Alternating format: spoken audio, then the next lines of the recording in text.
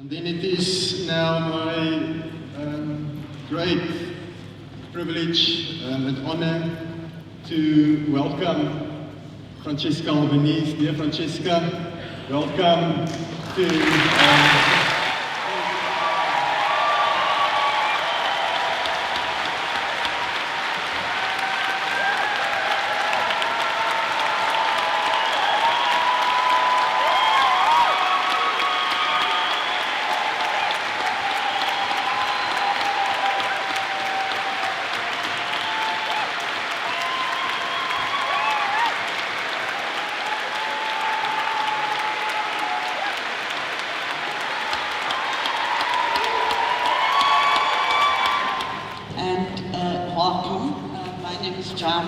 and this is Martin from the Palestine Solidarity Campaign in Cape Town.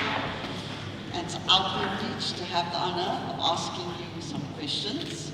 But of course, we do want it to be a conversation, and our questions, we hope, reflect some of the sentiments expressed within our own solidarity groups and the general public at large. So, since 1948, the Zionist Israeli regime has enjoyed near complete impunity for its violent occupation and genocidal actions against the Palestinian people, sustained through repeated violations of international law. And in your latest report, you state that the ongoing genocide of Palestinians must be understood as an internationally enabled crime, and that many states, primarily Western ones, have facilitated, legitimized, and eventually normalized the genocidal campaign perpetrated by Israel. So given your expertise, and one of the most frustrating questions that people are asking all the time is, why has this been allowed to happen for so long?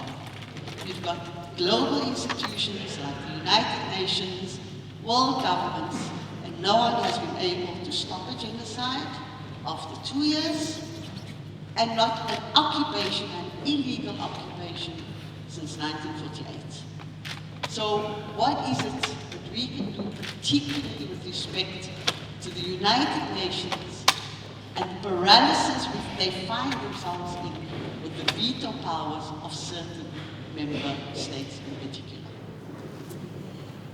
Okay, first of all, thank you very much for having me here. It's my honor and my privilege to be, first and foremost, in South Africa. It's been such an intense, beautiful journey that has given me some respite, because the genocide is somewhat caving in.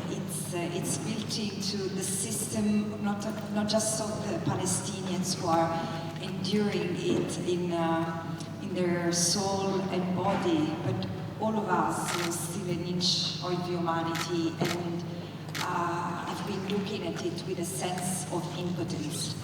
And so it's been such a relief to be among people who feel it, to whom you do not have to explain what apartheid is. And so thank you, and I wanted to thank in particular the Nelson Mandela Foundation for having me here. And of course I want to thank the church and Dominique Rian for organizing and hosting us all. This is also a very, very special moment for me as a person, because as you might have noticed, I was hugging that fantastic woman who was, not only she's a sister of mine, we used to live in Palestine together, but she's also although she's not a priest, she's the one who has celebrated my spiritual civil wedding to my soulmate many years ago, and so we have not seen each other for a long time. So what a beautiful reunion. Back to serious and depressing questions. You know better than anyone else that we have to be careful with dates. Apartheid in this country didn't start in 1948 other than on paper. Because in fact, every settler colonial regime is apartheid, is quintessentially apartheid. It's quintessentially segregationist.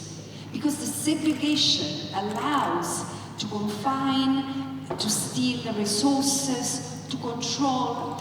And this is why it's not that the crimes against the Palestinians in the land that was once called Palestine, even on the maps, started in 1948. I mean, here it resonates with you that the British, that should be spoken about in history books as the nation that has had the tendency to give away lands that were never theirs to give. And this has happened in South Africa.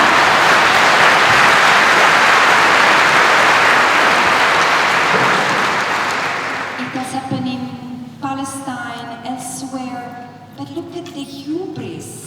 Look at the hubris today in 2025. Tony Blair, who still, the only place where I would like to see this man is The Hague.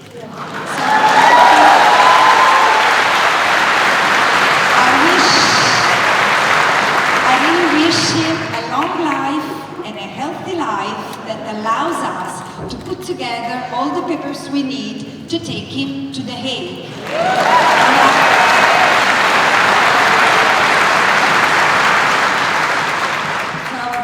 And sisters in Iraq, because we have not forgotten them. And so the thing is that the crimes against the Palestinians started even before Israel existed, with the British colonization of Palestine. But let's go to your question. How it's possible that they have continued? Why a regime that has privilege, and through the privilege that it has, it can exploit and it can continue to grow and fester, why would it give away the privilege? Of course, Israel has continued to do what it wanted, taking land, dispossessing the Palestinians, because it could, because the international community has always allowed it. And this is the crux of the matter. Actually, in 1948, it was normal. 50 states constituted the United Nations, the Settler Colonial Club with some other privileges, some other countries. But today there are 193 states. How come these 193 states, meaning -2, 191 states, have not stopped the genocide? And you know, we can talk about, there are certain elements that are different. I do think that the part of the world I come from, but I want to assure you, things are changing, and thank God they are changing because of the young generation, which has mobilized against the genocide since the very beginning. It's not true that the movement started right now, recently in Europe. No, it started in December 2023. And students have been beaten, have been arrested, have been kicked out of their universities, have lost benefits, like in the United States. And where were the others? This is the thing, it's our generation that is problematic. The new ones are better. But the thing is that there is an element of, an ideological element that still doesn't allow many people in my part of the world to see the humanity of the Palestinians. I keep on saying, I do see that the Palestinians today are treated, unseen, and dehumanized, like the Jews were during the process that led them to be genocided in the Holocaust.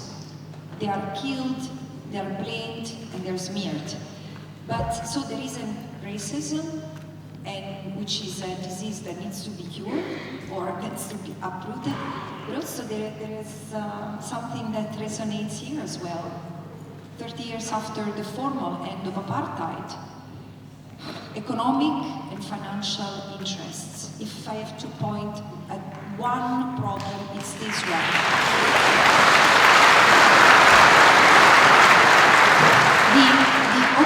occupation, the unlawful occupation of Palestine has been profitable, and we can elaborate upon that. This is one of the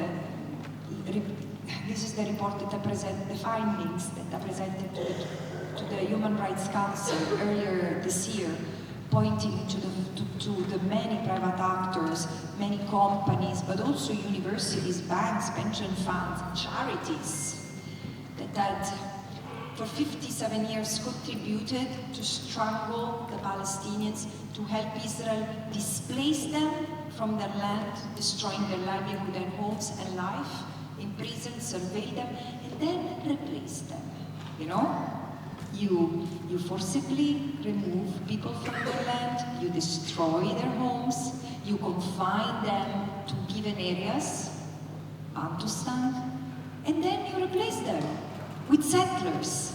This is the essence of settler colonialism. This is why I was saying South Africa has given the term apartheid to the world, but settler colonialism is, it's ontologically this. Domination, segregation, dispossession, and potentially erasure of the indigenous people. And you know, the little known is the fact in Europe that we tend to see the Holocaust like an aberration, like the only aberration that has happened in history. Little we know, or little we tend to remember that the very methods that the Nazi regime used to finally exterminate the Jews after putting them in ghettos and starving them and mass targeting and mass killing them, those methods had been used against the Nama and Herero people in Namibia. So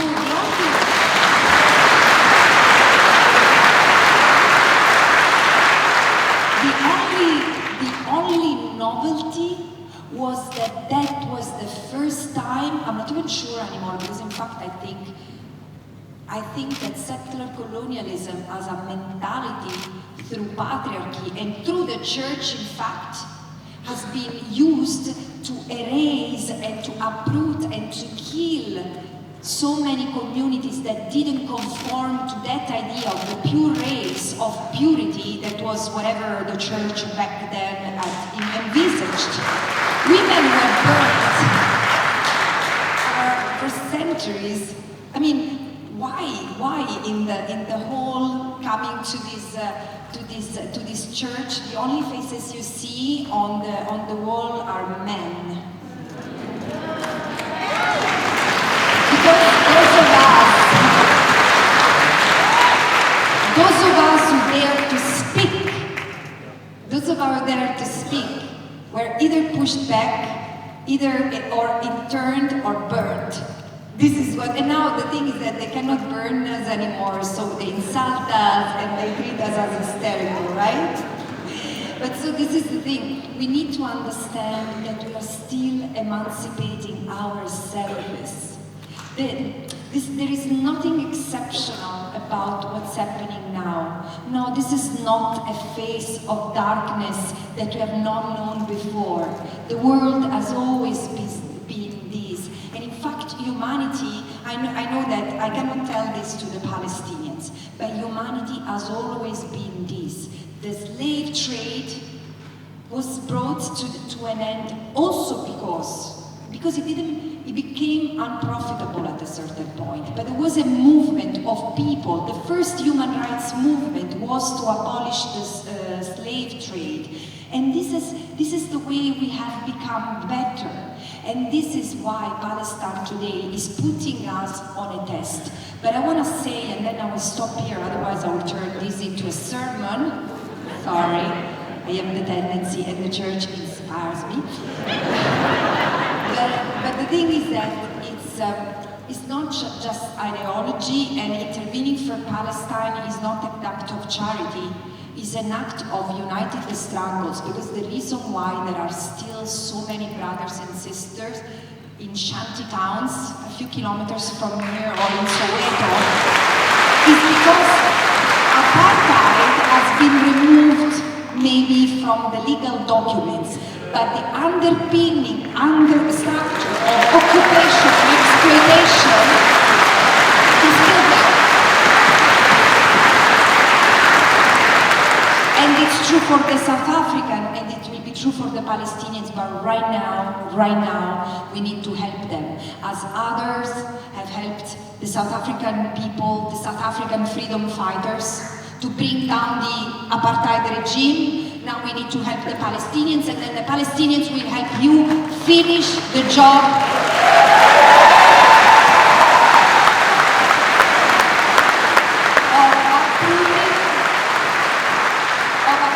colonialism from this continent once and for all.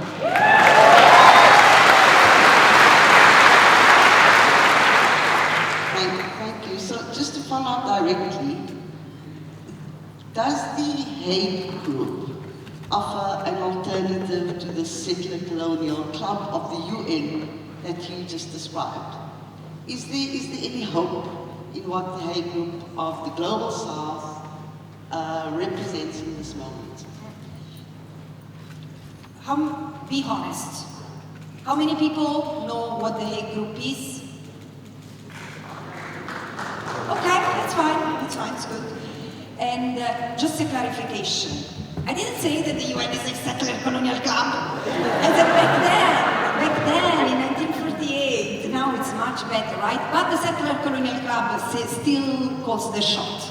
And this is the problem. So we need to ask the question to the countries that got independence through breaking the chain of colonialism, what the heck are they doing? Countries in this continent that are voting against the right of self-determination of the Palestinian people. What happens to you? What has happened? What's going on? What's wrong? Because this is the thing, I mean, we are losing pieces here and there. And this is why there is so much to do again, surely in the United States, in Europe and here as well. Because again, it's about breaking, I mean, the colonizers have left the continent in terms like the emissaries, the political emissaries of the colonizers have left the continent, but the vultures are still here, sucking the resources. It's really sucking the resources from the veins of this continent. Look at Congo, the richest country on earth, completely devastated. And next, I hope to be wrong, but next is Malawi. Because Malawi is sitting on one of the largest, I think it's fossil or oil reserves in the region, so I hear from Malawi comrades. And Australian companies are already there exploring and seeing how they have to exploit and telling the Malawian, saying, you will get 10% of the resources. And who are you? Excuse us, but this is the thing, the colonial mentality is still there. So the Hague Group, the answer to the question is yes, yes, yes. I think that the Hague Group, and now I'm going to tell you what it is it gives me hope because it's a sparkle of new multilateralism that can happen. But we need to keep on sustaining it, and states have to continue to give meaning of it, otherwise it will deflate and become yet another betrayed promise in the long volume of betrayed promises of our history. So the Hague Group is a group of countries, it's quite small, it includes countries like primarily, or I think still uniquely, from the global majority, otherwise known as the Global South, and it's an initiative that is led by South Africa and Colombia. There are also Namibia, I think Senegal is still there, but trying to find the right moment to get out, because the pressure, of course, of the United States on everyone is enormous. And this is why while I criticize the South Africa government on a number of things, it has done so much in terms of holding a principled stance and opening the door for others to come and to follow with the ICJ case, but also with the Hague Group. So the Hague Group is a group of, it was initially 9 states, now they are 13, probably 15 member states are joining. But the point is, I say, my modest advice is to stay small, but focus on concrete achievements. And so they have committed to cut, to stop selling weapons and buying weapons. And this is, again, this is the ABC. You cannot, it's not that you are doing a favor to the Palestinians, you are complying with international law. Otherwise, your citizens should sue you. This is my approach as a lawyer. But so cutting ties, cutting economic ties, having no port used to transfer to anything to Israel, and using the national territory for accountability. So every court can become a place where to try war crimes, crimes against humanity and genocide, especially executing the ICC arrest warrants. Now, I look, somewhat I feel embarrassed at saying that, because especially if there are young students of law, this is wrong. I mean, these member states should not commit to do these things, because these things are just part of what they have to do to comply with international law. But look, honestly, we have to start somewhere. And so far, when I write in my last report that I will present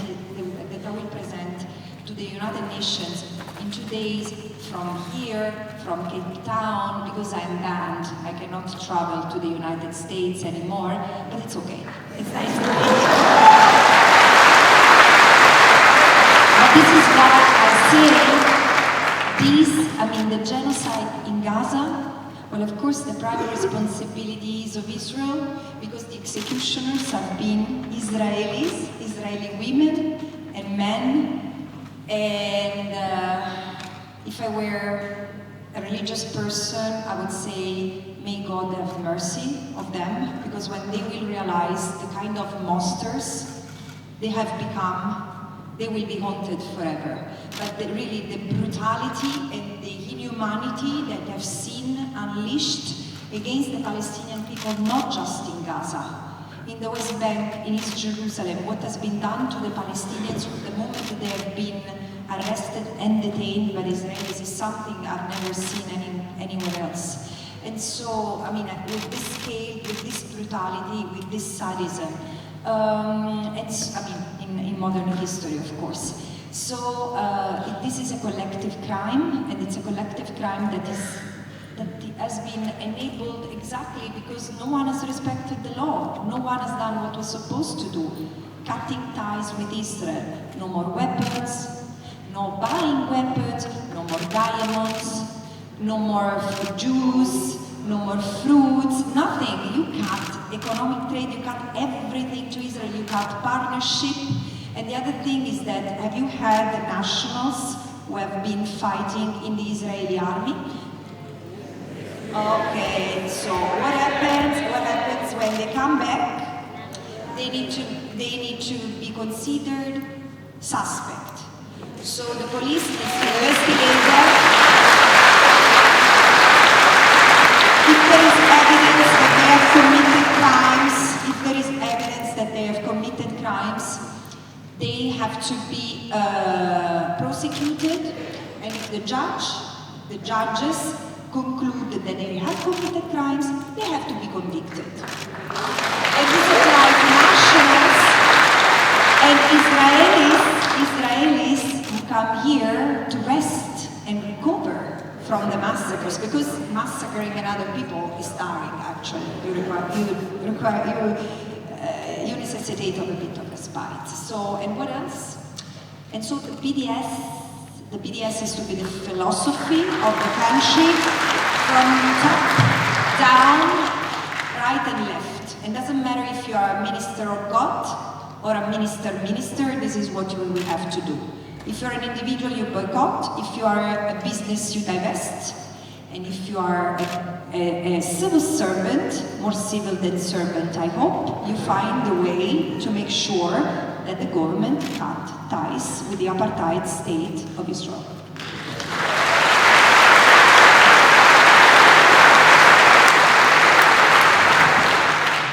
Thank you. Francesca, there's an area of international law that's deliberately obscure, especially in the West and the media. And that's the issue of the right of an occupied people to resist and to protect themselves. So we see in the case of the Palestinians that an organization like Hamas, that was democratically elected in Gaza at least, is declared a terrorist organization, which of course limits its political role that it can play globally. We also see that the Trump plan includes destroying the tunnels in Gaza, which is a form of defense or protection. So what are the provisions in international law regarding the right of an occupied people to defend itself and to protect itself? What does it provide for? Just to clarify that.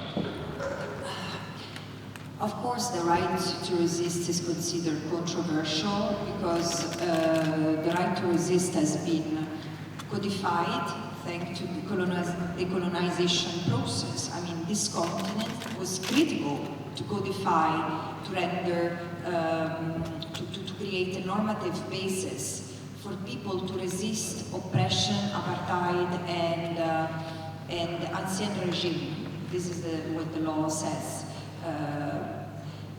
However, the question is, today we are not in the era of the decolonization, and as I said, even states that have invoked and used the right to resist to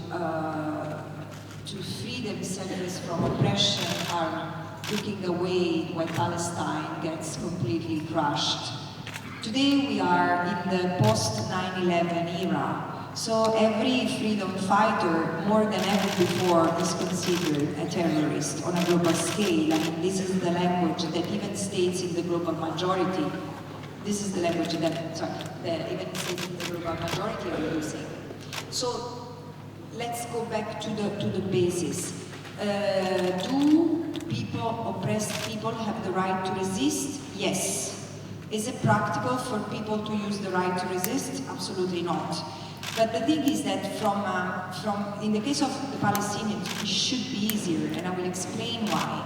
Because the right to resist is to a people, the right to self-defense is to a state. So when a state is attacked, it can invoke a violation of its sovereignty, of its territorial integrity, and invoke Article 51 of the UN Charter, which authorizes the state to use force. This is only one of the two conditions to use force, meaning to wage a war. The other condition is when the use of force is authorized by the Security Council.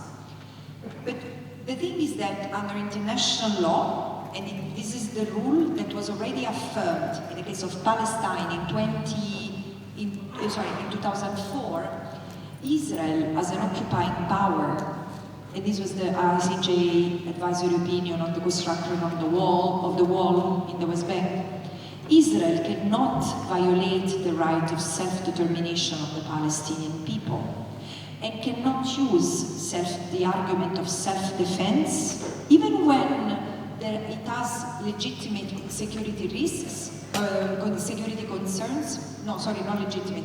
Even when there are security concerns, it cannot invoke the right of self-defense, meaning it cannot wage a war against the Palestinians in the occupied Palestinian territory. So we already knew that from 2004.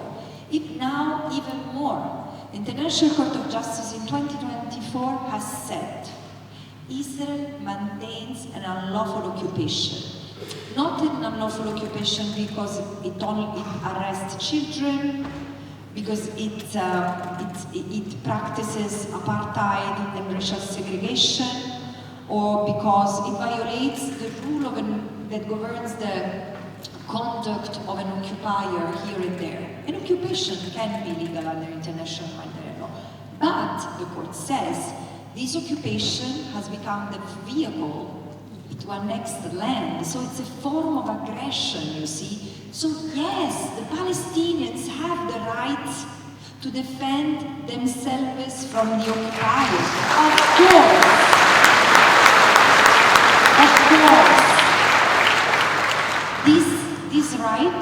This right does not include targeting civilians. It doesn't. You cannot kill civilians, and I don't mind that people get upset with me for saying that. But I also say, an unlawful act of the resistance doesn't delegitimize the right to resist. So the right to resist is there, you commit a crime, you pay, but you still have the right to resist until you enjoy your freedom. The movement enjoys freedom. While an unlawful act of an unlawful occupation keeps on making rise the pile of crimes that some judge will have to make accountable, or will have to make the architects and the executioners accountable one day or another. So this is why I'm saying these arguments that the West has used over and over, justifying Israel's right to defend itself, are just spurious. It's just hypocrisy. For how many years Israel can invoke the right of self-defense? Israel had the right to respond to the attacks against Israeli civilians that were committed on October 7. I mean, they didn't only target military bases, they targeted civilians, and the acts have been brutal. Like it or not, this is a fact. And every attack against a civilian is a crime.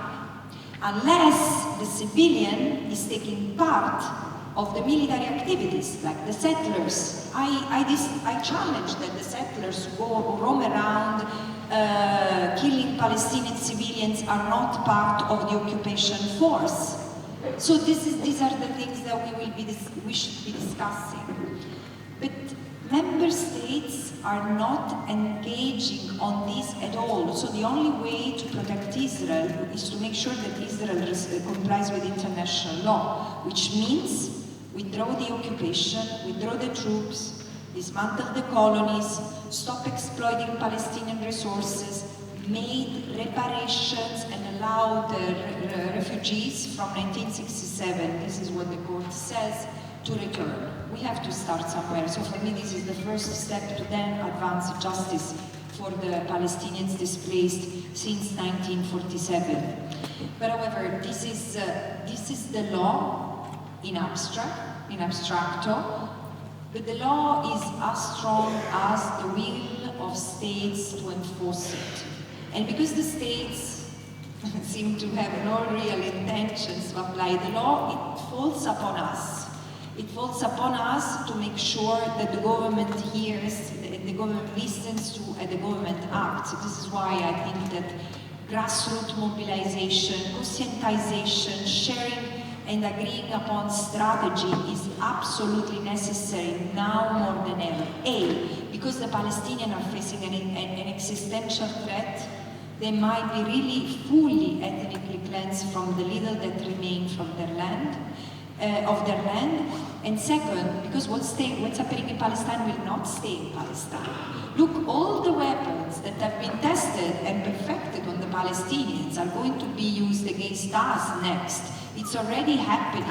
It's already happening because I don't know your government, but my government for sure is buying the drones to be used against the migrants, but increasingly against its own citizens. So this is what I'm saying. It's for them, but it's also for us. Thank you. Genocide is referred to as the crime of crimes, and the UN Convention on Genocide obligates every state to prevent genocide and also to punish the crime of genocide. Why is it that the overwhelming majority of states, including South Africa, has not done much to prevent the genocide, let alone punish the genocide? So, for example, earlier you raised the question of soldiers serving in the Israeli army. We've got several South Africans who serve in the Israeli army. As the PAC, we've raised it with the prosecuting authorities, and yet there hasn't been a single prosecution, and this has been going on for more than a decade. So why is it that states, including South Africa, are not actually implementing the provisions of the Genocide Convention, even though we've signed up for it. And the only ones that are actually doing anything are countries like Yemen, Hezbollah in Lebanon, and others that are actually doing something concrete to prevent genocide or to at least punish Israel for what it's doing. What is your analysis as to why states are not doing what they're obligated to do under the Genocide Convention?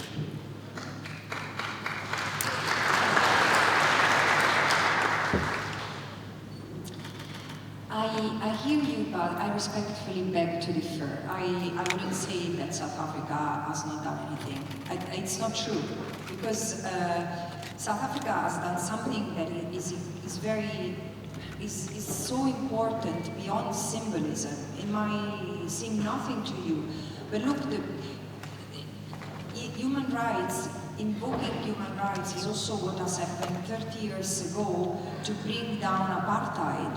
And like it or not, I understand that overcoming the legacy of apartheid, it's taking longer. But guys, this is where we come from. Again, we have talked about what was happening outside the square until last century, or 150 years ago. People were being sold as slaves. We have to be fully honest. People from this continent were exhibited in zoos in Europe until 60, 70 years ago. So again, things do not change overnight. We have to make them change, and we can sit comfortably saying, oh, the state doesn't do enough. Let's unpack what the state has done and what remains to be done, and why it's not doing more. Because if we understand where the hinged factor is, maybe we also understand how we can make things happen. Bringing the case to the Court of Justice, it's been enormous, and again, no one, including, I mean, there were other countries, including in this region, that could have done it. South Africa went ahead alone and risked huge repercussions from the United States and others. And not just that, because the systems get easily infiltrated from the Zionist forces that operate from the heart of every state, here, like in my own country. And so there are things that have to be done, again, not just carefully, but have to be done with the full information and support of the people, because it's easy to manipulate also the citizens of the country. So it's been incredibly important to bring the case to the ICJ. And as I said before, for two reasons. A, because calling this out as apartheid, as genocide, since December 2023, when 10,000 people had been killed. And probably 15 or 20,000 had been injured. Not 70,000 or 80,000, and probably many more as they've been counted today. Had member state followed what South Africa had initiated, the genocide would have stopped, because the obligation to prevent was triggered by the South Africa intervention. The problem is that no one in the international community did anything. So the court said, yes, we recognize the risk of genocide. Well, if there is a risk of genocide, you need to prevent it. Not only the other countries didn't stop. The United States, Germany, and Italy have continued to be the first three providers of weapons to the assailant, and continue. Europe continues to be the first trading partner of Israel. And while the hate group was meeting in Bogota to discuss how to stop the genocide, European Union, including the president Mahmoud Abbas, the head of the state of Palestine, was discussing with the people, with European leaders in Brussels, what? The suspension of the EU association agreement that never took place. So this is the world we live in. The liberation, I mean, the struggle for justice is, as I was saying yesterday, is not the job of one person alone and not one people alone. This is why there is a need to strong support from within, and there is a need for alliance. And this is the other thing. I don't agree that South Africa has not done enough as a government, because it does try to, and it is trying to mobilize allies. But look, eventually we need to understand that governments are not in control of countries. This is the reality. Multinationals are. Then, let me ask you a question. Are you still drinking Coke? Are you still using Airbnb? No, we need to be serious. Wherever I go, there is Coca-Cola in this country. So stop drinking Coca-Cola first, and then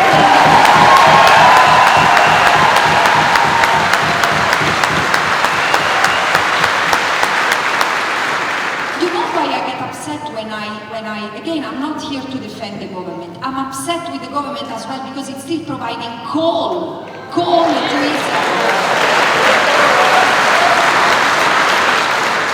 But the problem is that, again, the government is also under pressure and under threat by those who hold the, let's say, who call the shots of the economic and financial system, because this is the system we live in. Remember, settler colonialism has been enabled by private interests who have been the drivers or the enablers of settler colonial enterprises. The British in the companies, I mean, you know that this is your story. And the thing is that the creation of states, the principle of democracies has in many respects been an illusion. It has distracted us because it gives us the sense that we really determine with our vote the politics of our states. No, because then look at the United States, perfect example. Those who have the money, those who control big capitals, those who control the algorithms, those who control weapons. These are those who call shots. Here, like elsewhere. So what power do we have? We have power as consumers. So this is the first thing. This is why I keep on encouraging you to look at what the PDS is and does. Because it's the first movement, the first global movement led by Palestinians. Of course, it's not made of Palestinians only. Today, the PDS is a philosophy that was inspired by the movement that helped the South African people dismantle apartheid or start dismantling apartheid. The truth, but also because this is how we use our power. So check what you put in your bag when you go for grocery shopping. The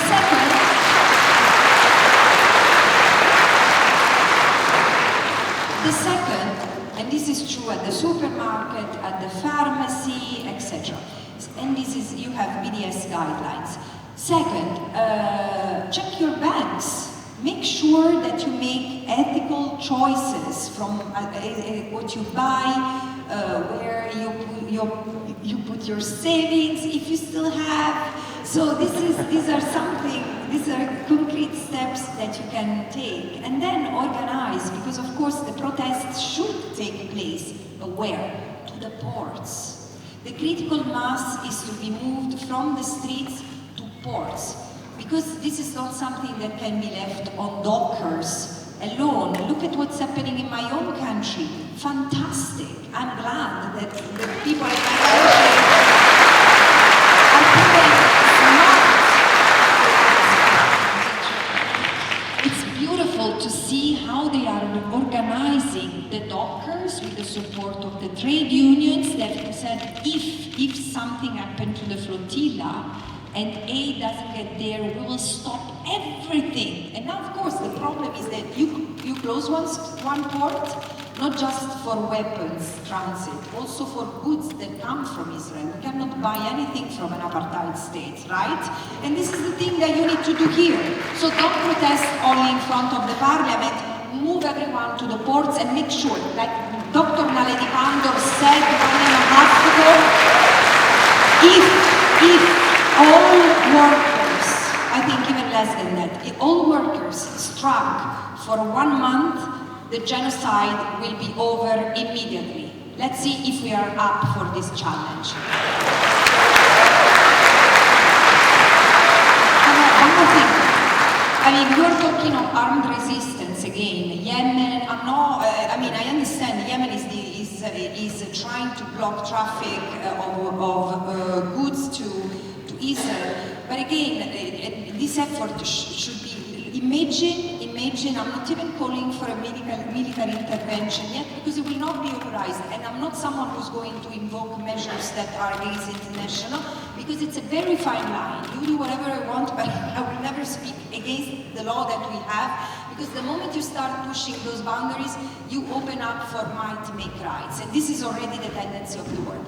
But the thing that we need to push government to do is to send Navy, and we need to push billionaires to use their cruises, if there is one principal billionaire on earth, to send real humanitarian aid to Gaza, because the Gaza blockade must be broken, and not by the flotilla, by state navies. Francesca, thank you very much. I'll hand you over to Rene August. Thank you, Martin and Tommy.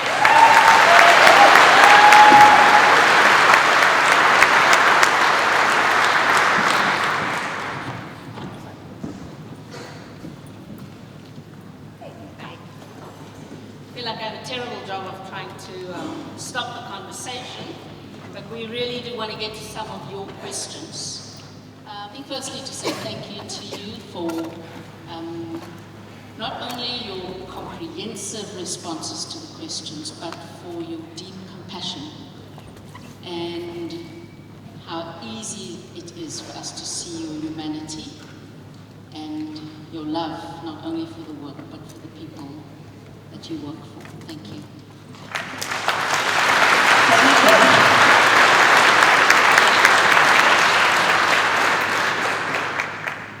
I'm going to go back to a comment you made yesterday, where you said hope is discipline. What are some of the disciplines that help keep you grounded in the midst of some of the horrors you have to bear witness to on a daily basis? No, it's interesting, as I was listening to you saying, oh, for your humanity and compassion, say, oh, so the genocide has not eaten up everything. It's been tough, huh? It's been a tough journey, because I think that for a good 12 months, I was so numb that I couldn't feel much, even for the people I love the most in life. And there are many, but 2 or 3 of them are really my life. And then the cure has been love. Love, seriously, love, the love of friends, the love of the people. It's enormous, this, how much we connect. I've realized a couple of things. First of all, I remember in April 2024, I went to Jordan, and there were these two Palestinian women who came to hug me before I entered the room for a conference. And they had tears in their eyes, and they said, "We are praying for you." And there was something that resonated with me, because I think I'm a quite spiritual person, and the genocide is bringing it up, because sometimes I listen to myself, and more than a lawyer, I sound like Osho, and I laugh at Osho, the preacher. Probably I should have said, Domini Rian, but I didn't want to, Ryan, sorry. And the thing is that it has brought up something, but it has, the ladies told me, we are praying for you, and I felt that sense of protection that now I feel everywhere. So yes, it's true, the monsters are giving me a hard time, but it doesn't change anything, because I can't feel them, I can't hear them anymore. The genocide has created such a they are nuisance. Yes, do they bother me? Of course they bother me. But like flies, you know? Flies. The flies are not that ill-intended, you know?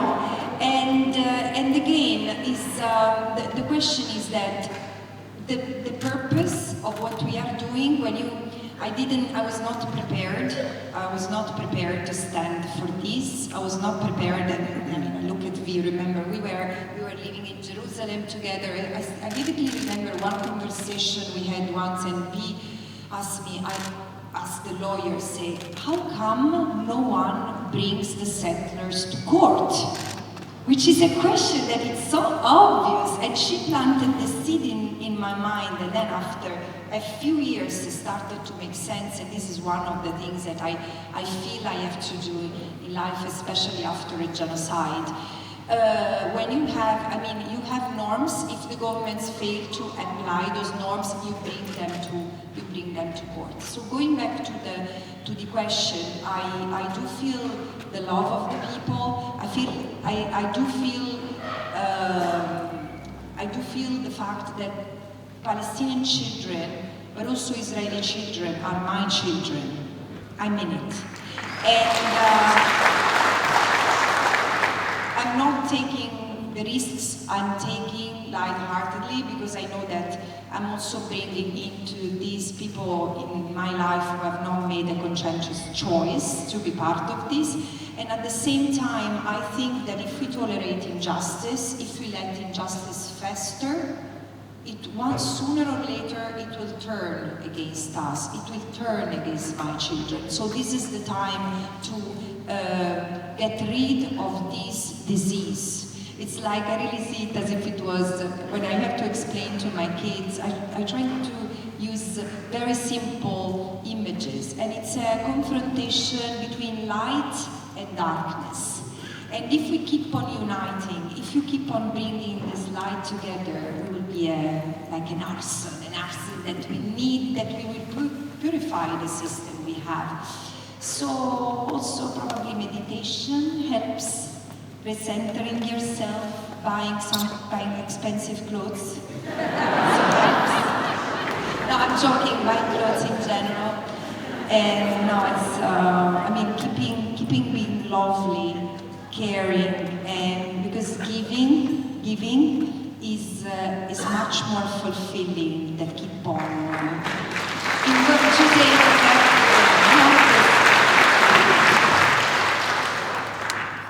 Reminds me of a poem that Peter Story very often used to quote during the 80s in South Africa. A candle at midnight, when lit, is a protest to the darkness. It says to the darkness, I beg to differ. I love it. And you are one of those candles when lit for us. Thank you.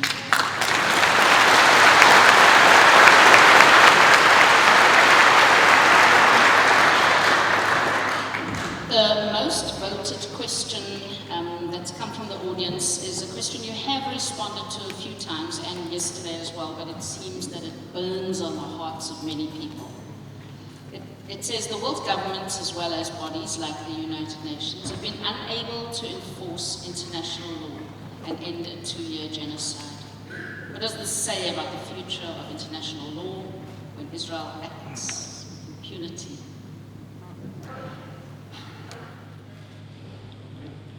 We have the Genocide Convention in force since 1948.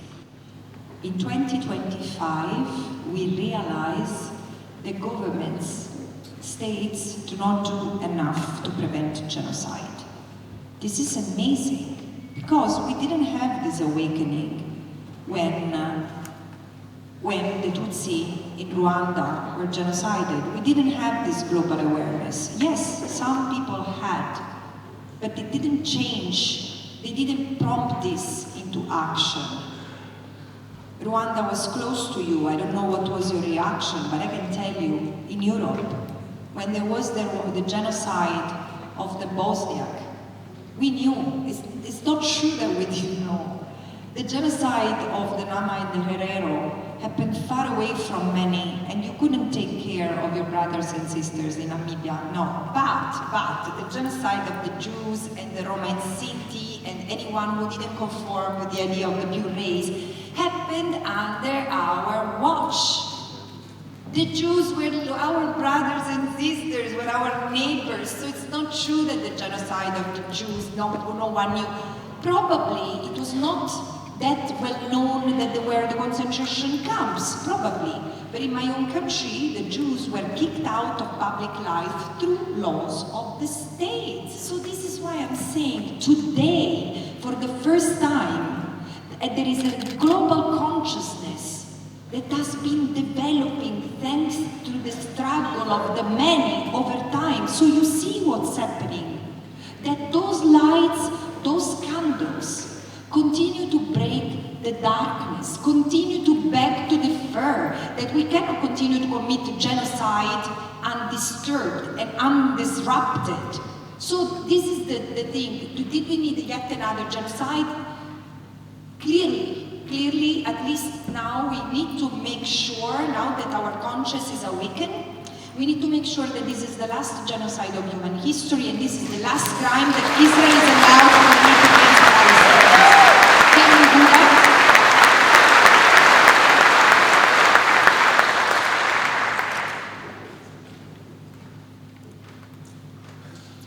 No, sorry, let me add. International law is not the magic wand. Have you realized? The sense, like the rights here, the moment you have them in the Constitution, you can activate them. And sometimes it takes a long time to have them enforced. But look, the law is the last tool at our disposal for peaceful, non-violent resistance. And this is why I'm telling states, you are really creating a dangerous situation for yourselves of instability in your own country. And let me explain why. I mean, this is my reading, maybe I'm too pessimistic. But for the young generation, the genocide in Gaza is memory in the making.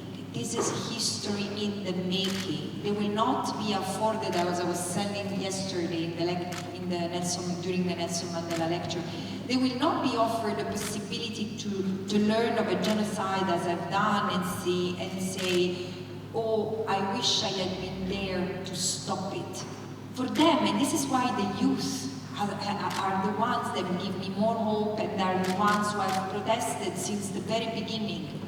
Our generation maybe has, again, I don't speak for you South African, but in my part of the world, my generation is starting to take the streets now.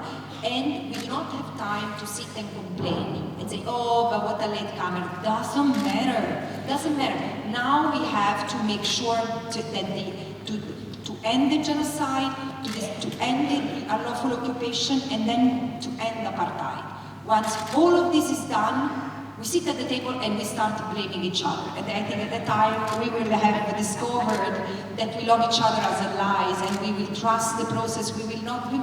We also need to be able to put the egos aside and to get the hand of the other wherever he or she is as part of the process. And this is particularly true. I want to reflect on the fact that there are so many, Zionism is a problem, but because there are so many churches that have become like a recruiting ground for opposition to freedom for the Palestinians and beyond, because so many churches have in this part of the world, but in Latin America, in Asia, Israeli flags. And they see that the sacrifice of the Palestinians is sort of necessary. How brutal it is. So we need to continue keeping, educating each other, helping each other get out of this madness. So there is a lot of work to do. We have just begun. So I think that this is an incredible moment of transformation. And Palestine, like it or not, is what gives us the possibility, what gives us the opportunity to really uproot settler colonialism, its practices, its enduring architectures, and its mindset, and relegate it to history. But this requires a lot of effort and a lot of sacrifice from all of us. I want to say, because of time, I do apologize. We are not going to get to many more questions. There are a few questions about BDS and sanctions. And so I want to pick up on something you spoke about yesterday as well, the role of social media and BDS, and wondered if you could say something about how, or if at all, social media, the algorithms, the instruments of Meta could be used as an instrument of justice instead of propagating I think, lies. yeah. Look, knowledge is power. Knowledge is power because knowledge is what allows us to get a sense of the facts and to, as far as I'm concerned, when it comes to understanding why certain things are right or wrong and what are the instruments that we have to bring the law forward, sometimes as a sword, sometimes as a shield. We need that knowledge, and we need tools to pass that knowledge. And political powers have not always been a healthy conduit. Mainstream corporate media, the same. So the social media with all its limitations has so far proven a way to communicate. Yes, it had to say watermelon instead of Palestine, and Gen Z instead of genocide. I mean, everything had to be changed instead of cheat the algorithm. So there is a risk that even that space will be taken away from us. This is why I'm saying it's not that we have all the time in our life to make this watermelon revolution that has started brewing accomplish, lead to results. We need to move. This is why we need to strike. You need to strike, I cannot strike. But there is a need to strike, there is a need to mobilize, there is a need to speak to power more forcefully, there is a need to defend the defenders, so all the good lawyers that these countries have, instead of helping just corporations, can you devote some of your time pro bono to help those who are in trouble in the solidarity movement, who are accused just for invoking the end of the genocide of anti-Semitism, that like we know because there are our Jewish brothers and sisters, but no, but wait a second, anti-Semitism is discriminating against Jews. It doesn't have anything to do with what Israel is doing, with the monstrosity of the century that Israel is bringing forward, and they say we don't want this to be done in their name, and they're punished too. They become self-hating Jews. So you see the hypocrisy of the system, so we need to unite and stand by each other, and everyone needs to help. It's like if we were at war, but this is not a war that we are fighting with weapons. There is a war of narratives, there is a war of complicity, including through, as I was saying, what you buy, or the platforms you use to travel or to listen to music. I don't have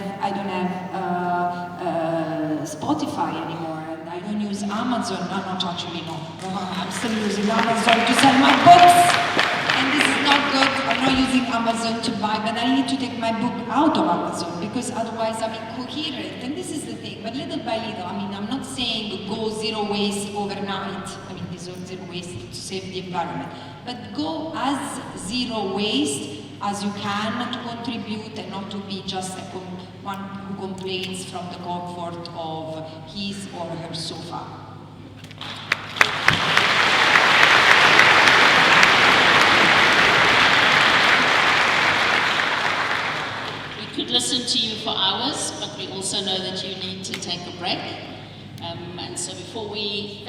I'd like to call up Sipikazi Jonas to come and lead us.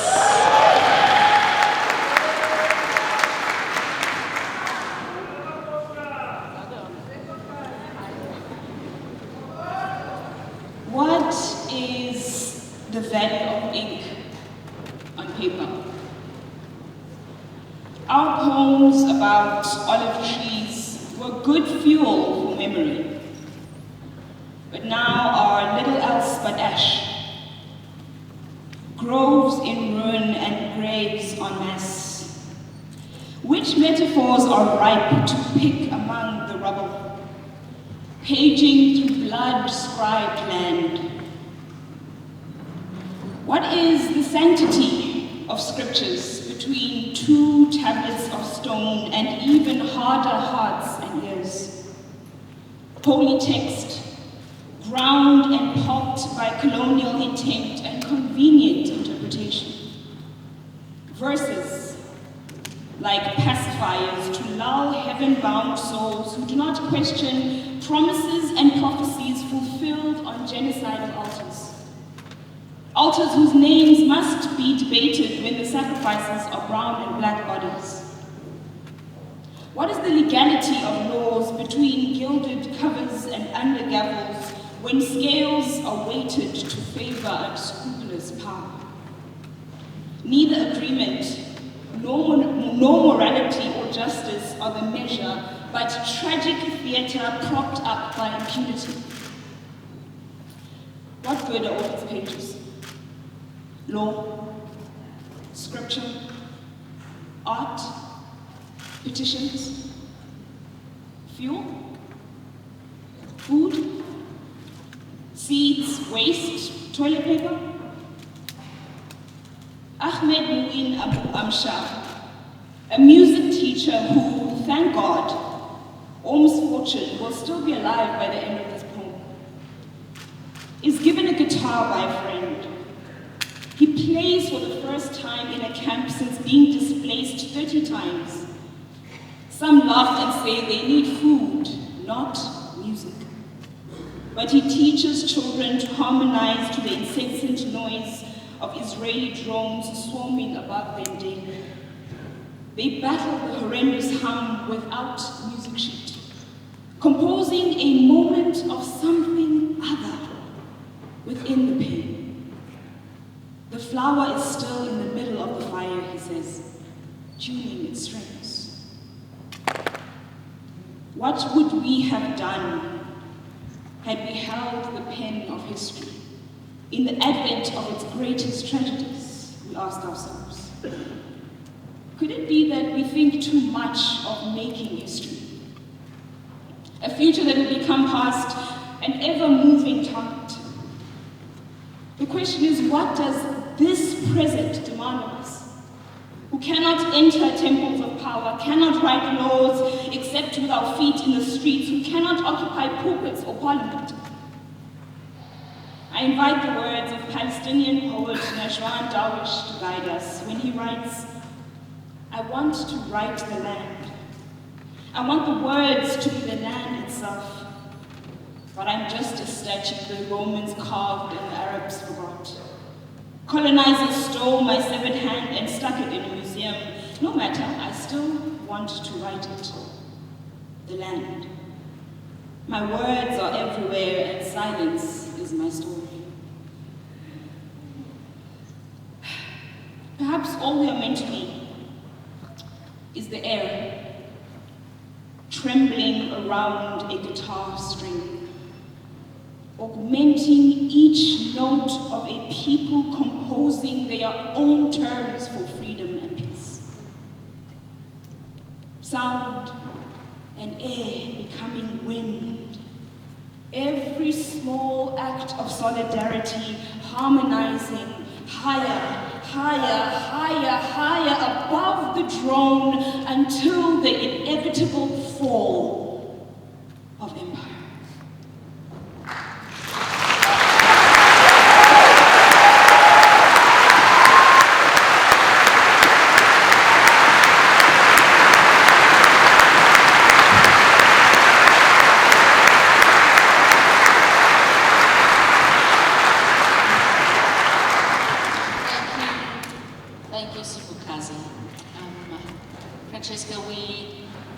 know how to say thank you to you. There are a few gifts that Rian will lead us in, but before we do that, we outsourced our gratitude. But when you see how... What does it mean? When you see how, maybe you'll understand. I'm going to ask Jeremy if he would play that video for us right now, and ask you if you could turn your chair to see that screen on the wall, please. I would like to begin by doing something I know Francesca herself does not like, which is speaking about her. Because she always insists that the attention should be on Gaza, the Palestinians themselves, the people, and rightly so. But today I cannot help but thank her on behalf of all Palestinians for her courage, her clarity, and unwavering compassion. Francesca, your voice is so important. Your voice has reminded the world that what is happening in Palestine is not a local or isolated issue, but rather it is a global moral concern. And I think that's why you managed to bring so many people together. Just as the people of South Africa once dismantled apartheid through the power of global solidarity, so too we will, together as humanity, end apartheid in our land. So you remind us that our struggles are connected and that our liberation is bound together. And the pulpit you are speaking from today is a great witness that walls of separation, ideologies of supremacy will one day fall. Francesca, your knowledge, wisdom, and integrity are remarkable, and I mean this. But above all, it is your humanity, your deep empathy for the suffering, and your costly solidarity that inspire us most. I remember once we spoke in a webinar together, and you shared something that you're not religious. But let me tell you something. In your courage to stand with the oppressed, to speak truth despite danger, and to endure attacks with grace, you actually embody the very qualities that religious people should aspire to.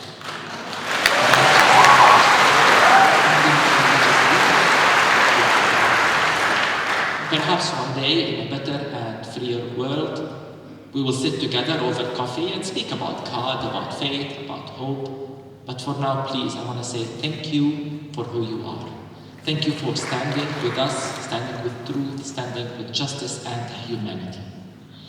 And I would like, of course, to take this opportunity to send warm greetings also to our friends and allies in South Africa. Those who know too well what it means to struggle for justice and who continue to walk with us in solidarity.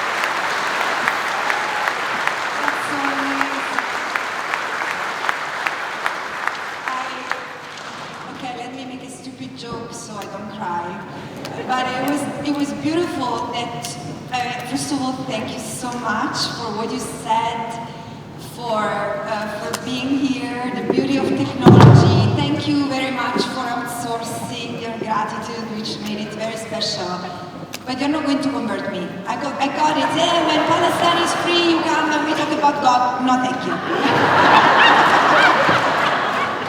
I'm joking. Of course I will. Of course I will.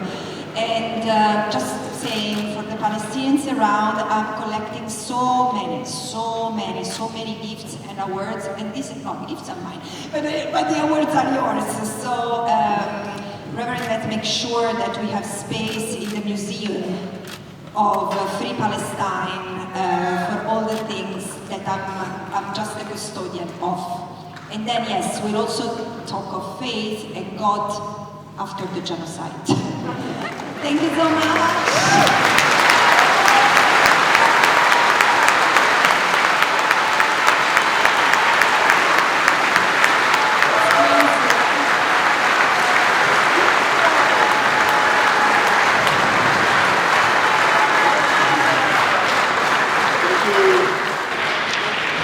So much, and also just amen there to my brother Munter. Thank you for, he's gone now already, but amen for what he said. I agree with that fully, and I would like to just invite some of our friends from the Desmond Tutu Center who's going to give some gifts, and also from the Gift of the Givers who will be giving you some gifts to say thank you, and also the Palestine Solidarity Campaign. They can come forward and do that now.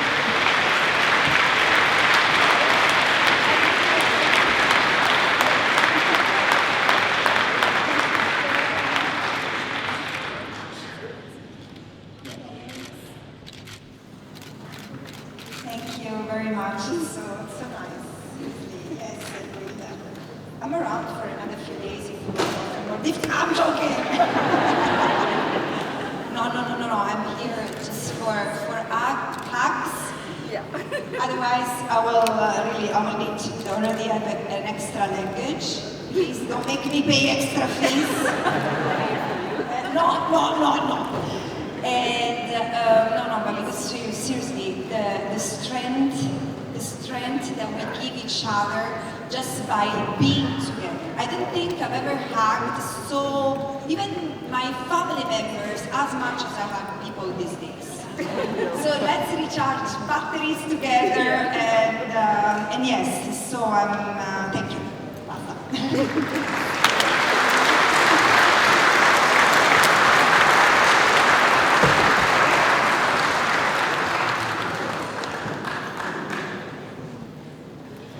We're just waiting for another gift of the givers.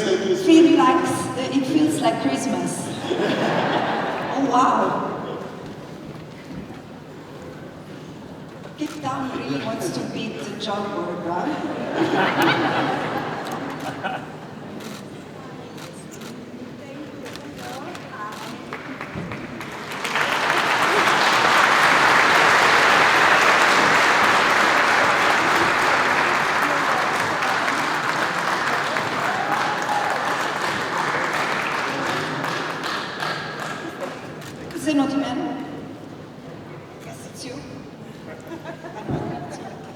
Thank you so much. Thank you. I mean, every man is naughty, so can we... Thank you, Liz.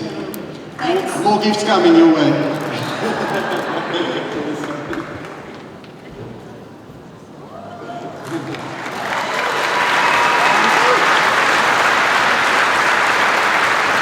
That is going to bring me trouble.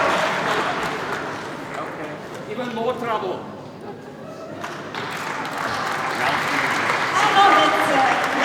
Thank you so much. Thank you. You really know how to make a troublemaker. Yes, thanks.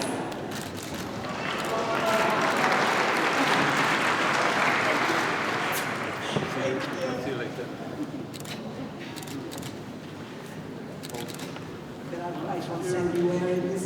Thank you very much. Francesca, I'm sure you have felt the love here today, and I hope that it will remain with you as you depart also from here, from Cape Town, that you all remember us here and all the support, and thank you for everything, your courage and for your leadership in this time. And I also want to say thank you to everybody that came. We meet again next week at 10 a.m. on a Sunday, so everybody wants to be back.